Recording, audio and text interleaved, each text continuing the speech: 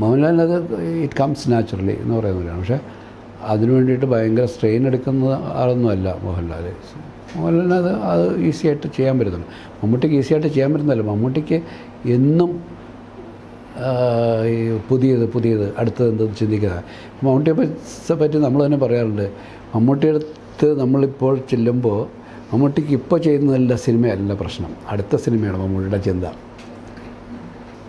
ഈ cinema okay, ഇത് തുടങ്ങി നടന്നുകൊണ്ടിരിക്കുമ്പോഴേക്ക് പുള്ളിയെ സംബന്ധിച്ച് ഈ സിനിമ ഓക്കെ കഴിഞ്ഞു, ഷൂട്ട് നടക്കുന്നേ ഉള്ളൂ. പക്ഷേ പുള്ളി അടുത്ത സിനിമ എന്താണെന്നുള്ള ചിന്തിക്കുന്നത്, അടുത്ത ഏത് ക്യാരക്ടറാണ്, എങ്ങനെയാണ് ചെയ്യേണ്ടതെന്നുള്ളത്.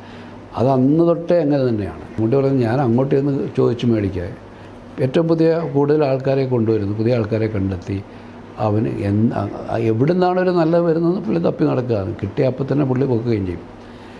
ലാൽ അങ്ങനെ ഒരു അന്വേഷിച്ച് നടക്കാറില്ല. ലാലിലേക്ക് എത്തുന്നതിൽ നല്ല കാര്യങ്ങൾ എടുക്കാനാണ് ശ്രമിക്കാറുള്ളത്.